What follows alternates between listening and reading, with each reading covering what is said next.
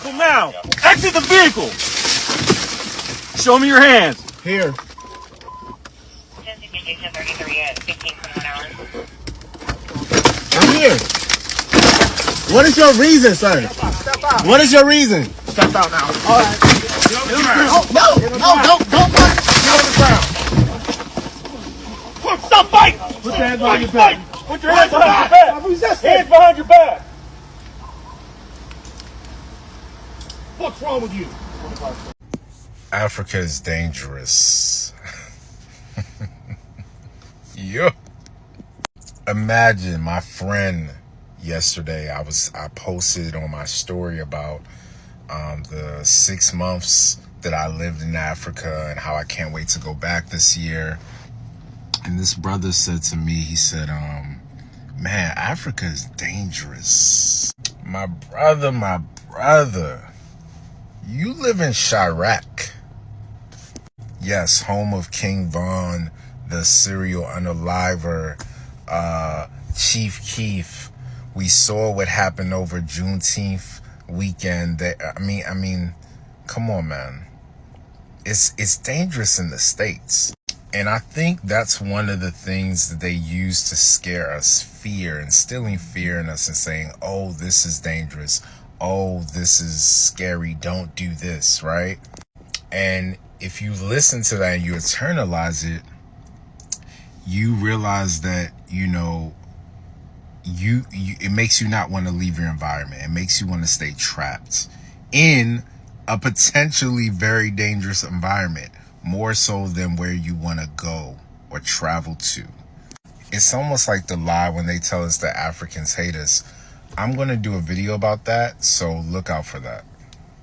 It's like, no, don't do this because this thing is scary or it's bad.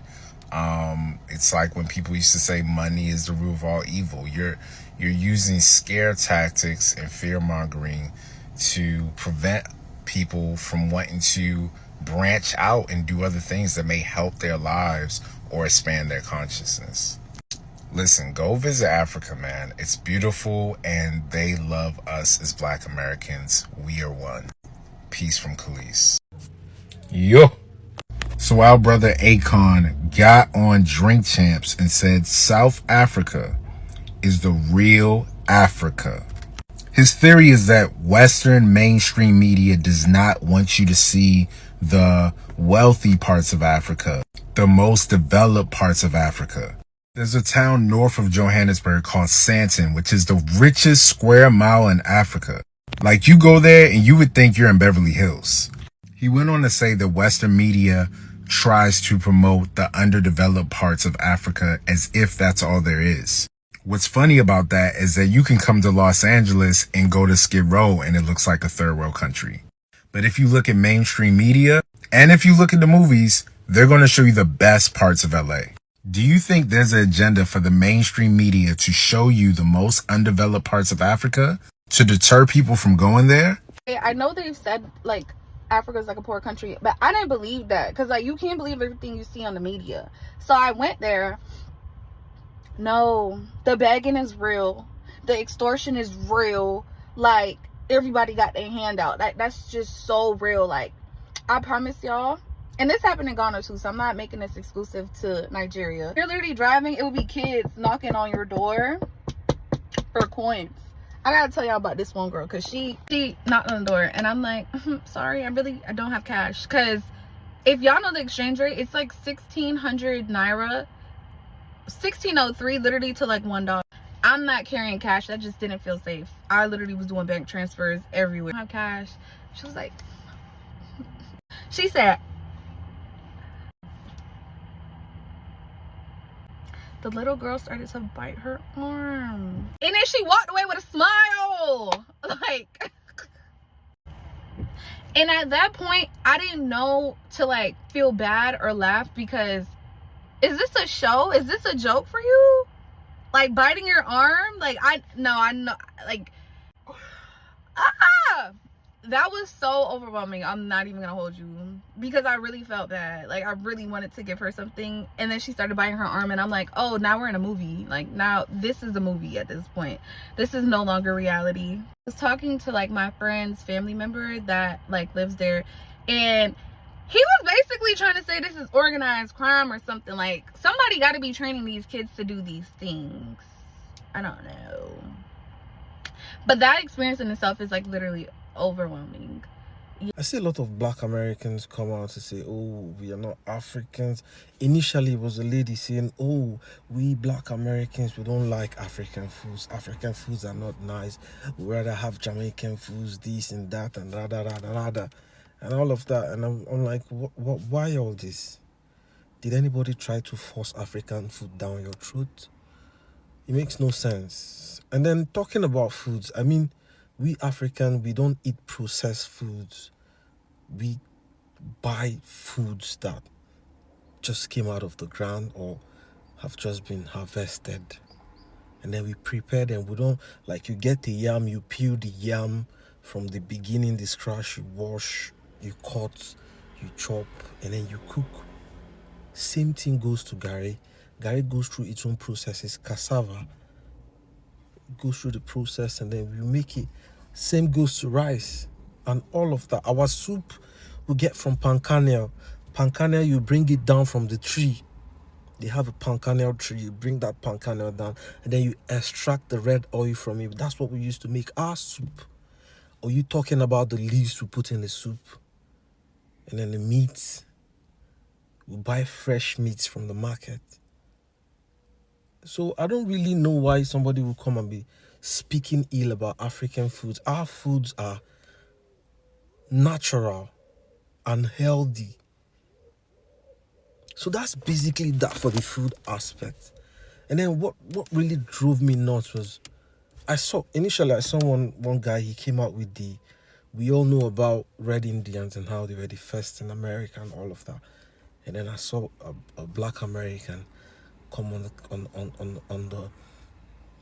on social media, on TikTok, put on the thing those Red Indians usually put on their head. I'm like, yeah, we black Americans, we are from Tamarian. I don't even know what that is. And then when they try to back these things up with facts that they have, it makes no sense. You see paintings of people that looks like Red Indians. Of course, this is Red Indians. Welcome back, family. The Kenyan Explorer here. So I will first start by saying that there is something that's called myths and misconception, and this is what Africa is being exposed to using these terms. All that's being said about Africa, most of them are misconception about Africa. People are trying just to expose Africa in a negative way without doing any research, without going to testify for themselves, without knowing the truth behind all that is they are trying to say.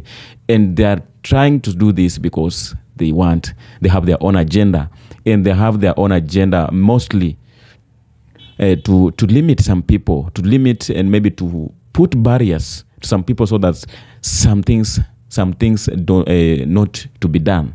I know they've said like Africa's like a poor country, but I didn't believe that, because like you can't believe everything you see on the media. So I went there. No, the begging is real, the extortion is real. Like, everybody got their hand out. That's just so real. Like, I promise y'all. And this happened in Ghana too, so I'm not making this exclusive to Nigeria. You're literally driving, it would be kids knocking on your door for coins. I gotta tell y'all about this one girl, because she knocked on the door, and I'm like, sorry, I don't have cash. Because if y'all know the exchange rate, it's like 1,600 naira, 1,603 literally to like $1. I'm not carrying cash. That just didn't feel safe. I literally was doing bank transfers everywhere. I don't have cash. She was like, she said, the little girl started to bite her arm. And then she walked away with a smile. Like, and at that point, I didn't know to like feel bad or laugh, because is this a show? Is this a joke for you? Like, biting your arm? Like, I know, like, that was so overwhelming. I'm not even gonna hold you. Like in America, the black Americans, most of them, they know that Africa is dangerous. Why they referring Africa as a dangerous? Because of this misconception. And many black Americans have ancestral roots in Africa, but little direct connection to specific countries, culture, and languages. Many Africans believe that when they see the black Americans, they see them like sponsors. They see them like foreigners. When the black Americans can visit here in Africa, they may be viewed as foreigners rather than returning families, which can lead to misunderstandings or even exploitations. So local communities sometimes expect wealth and aid from black Americans, seeing them as representatives of the US, which can create tensions.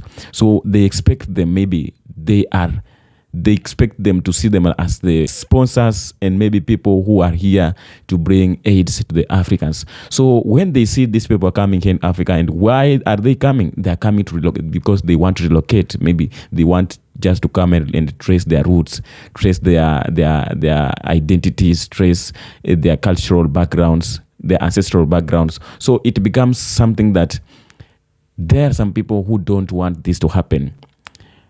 When the Europe or the West sat down in Berlin Conference and started to divide the African continent, they have their own missions. They have their own agendas.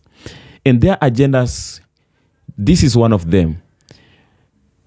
Saying that Africa is dangerous, that some people or friends don't have to come and maybe live here or come to, like they're coming to trace their ancestral backgrounds. They knew that one day there will come a time that this will happen, and that's why they started by putting some facts and putting some allegations there that Africa is not a good place. Africa is a dangerous one. So it's only fit for the Africans, but not other races or not any other peoples. And the crime and safety concerns in Africa. Africa is the only place or continent that is only known as the criminal zone, because all the terrorism that is believed to be coming from Africa, in some countries face issues like corruption, armed conflicts, terrorism, and high crime rates. Black Americans unfamiliar with local security dynamics might be easy targets for scams, theft, or kidnapping, especially if they stand out as tourists or wealthy foreigners. And for example, parts of Nigeria have scams targeting foreigners. The Sahel region has terrorism risk from groups like Boko Haram and ISIS affiliates. So, for example, here in Africa, what I normally know is that no any African country are able to build up weapons, and the weapons that are being used by terrorists are not compared with those that are being used by the government officials. Because when you go and find, for example, when you see like most of the countries that have been attacked by jihads and these Boko Harams, these Al-Shabaabs, when you go and try to find the weapons that these people are using, they are heavy weapons. And as I said, there is no African country that is producing all these weapons. So where are they getting these weapons? The people who are creating these weapons, they come and supply in Africa. They hand over to terrorists, so that these terrorists can come and they fight Africans. They fight for themselves. And they're the same people who are coming out to expose Africa, that's saying that Africa is not safe. Africa is danger because there is a high tension there, like terrorism, theft and everything. So why are they doing this? Because they are only trying to defend their agendas. They're only trying to defend their agendas. So that's why I always say that, except Africans who are coming out and speak about positively about Africa, and maybe trying to say that for those people who might be willing to come to visit Africa, they have to come not listening to the myths or misconception, not listening to the allegations that are being put there about Africa, you have to come and experience yourself, because when you sit down and listen to all that is being speak about Africa, all is being said towards Africa, then you cannot come even if you had ideas or the plans to come and maybe relocate back to Africa. Not just relocating, but coming to trace your ancestral background, because you coming here back in Africa, you are coming as the person or the son who is coming back to his homeland, not as a tourist. So some like a political and geopolitical factors. African governments may be suspicious of foreigners, especially those from the US, due to fear of espionage and political interference. Black Americans involved in activism or Pan-African movements can be seen as a threat by local elites who serve Western interests. Historically, examples include the targeting of Pan-African leaders like Kwame Nkrumah, historically, and Marcus Garvey's movement, which faced opposition both in Africa and abroad. This was not only being fought by Americans or Europe. Any Pan-Africans who are killed or who are assassinated here in Africa, they are not only the targets or threats to the West, but you find out that all these people, they were never killed or assassinated by the white people. All these people, they were taken down by by their fellow Africans. Why this happened? Because the work of the West or the white people are only to fuel and set up just to make sure that they fight themselves, they kill themselves. So they are doing this to make sure that they don't leave any evidence. So you cannot come and accuse them of causing everything that's happening here in Africa, because they are using Africans to fight their own, to fight themselves, to kill themselves. They're only doing this to make sure that they fight and they defend their agendas. So, like I said, that a historical trauma during the colonial era, Europeans internationally divided African and African Americans, fostering mistrust. Some Africans may view Black Americans as privileged outsiders who benefited from Western systems. Conversely, some Black Americans may feel unwelcomed or betrayal if they experience or exploitation upon visiting Africa. So Africa is called dangerous for Black Americans. Why? Mainly due to media-driven stereotypes, crime in certain regions, and cultural political tensions. In reality, many parts of Africa are safe and welcoming, but like anywhere else, I think African continent is the only safe place in any person who is coming here to visit. And I'll give you an example. Today, when you come here in Africa, like Black Americans and maybe even some white people who are here in Africa, even Chinese, Asians, and many people who are here in Africa, we have many illegal immigrants here in Africa, but they are just living well. They are just living peacefully.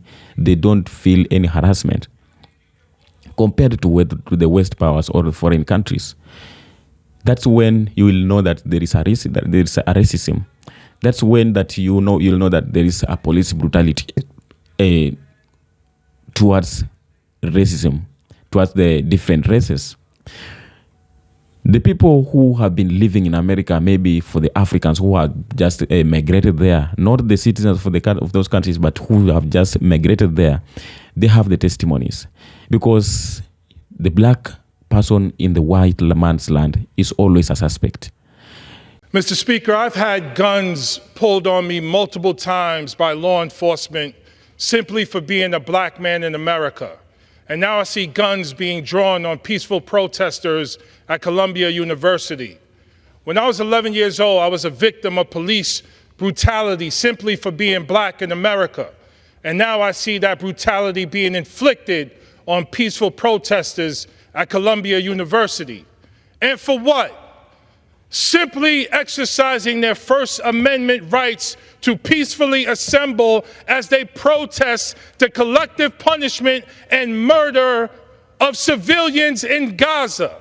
is always a suspect. And that's why I came across a certain video where there's a person who was saying that when you go in America and visit those jails, you'll find that 80% of the prisoners are black people. What percentage of America is black? 13%, right? Yes. What percentage of the murders in America are committed by black people? I don't know the specific statistics. Yes.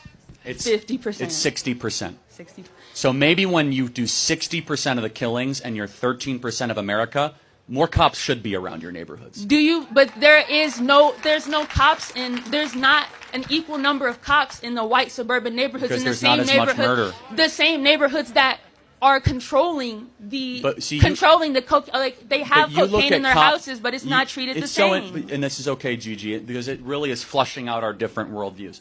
You look at cops as if they're there to catch you and get you. We look at cops as they're there to protect and serve and help us.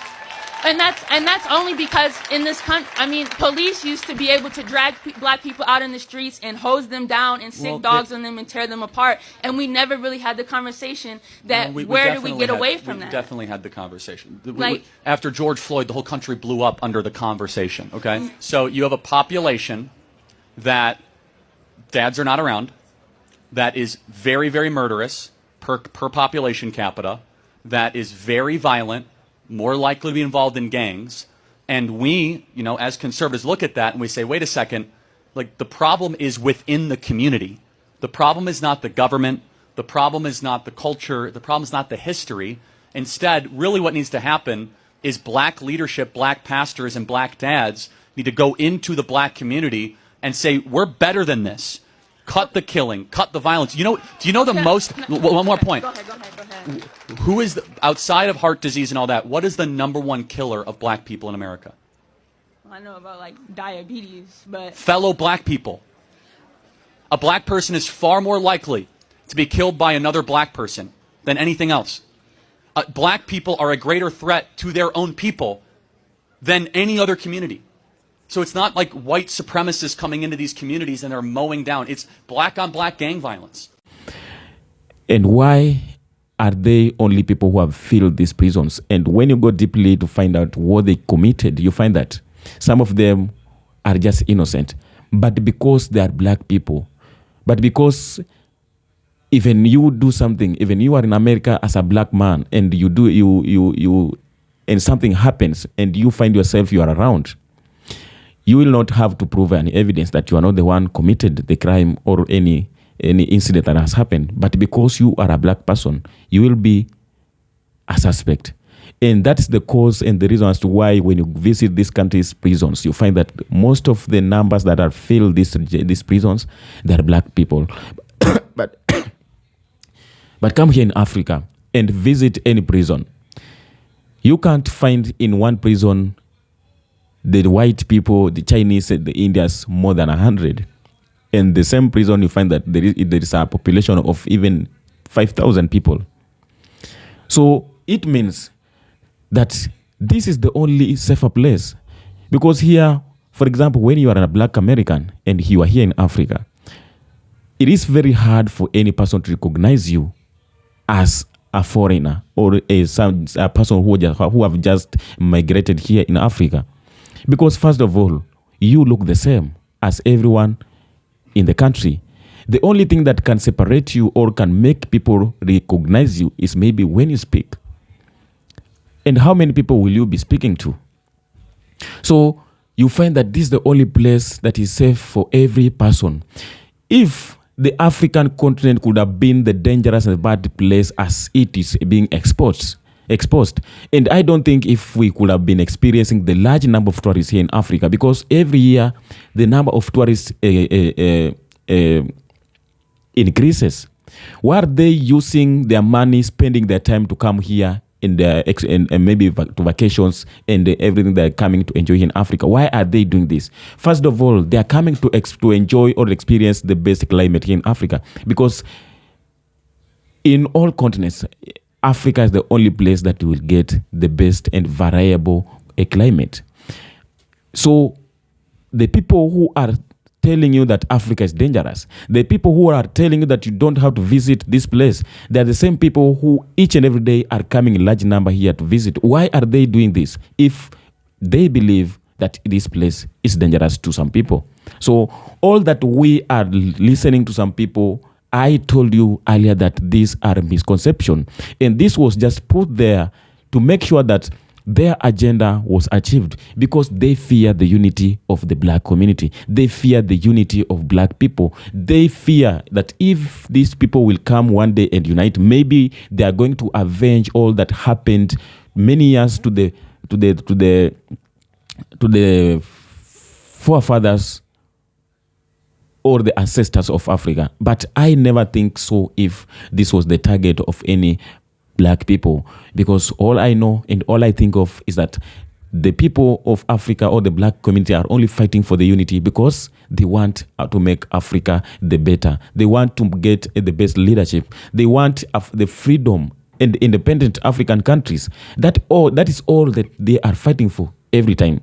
But whenever you spotted doing this, you speak about the unity and everything that can only come and gather all African or the black community together, then you will be seen as a threat. And that's the reason that maybe that will be seen as a crime, and that will cost your life. So all that is being said about this continent, you have to fight to find yourself the clear information. There are many people.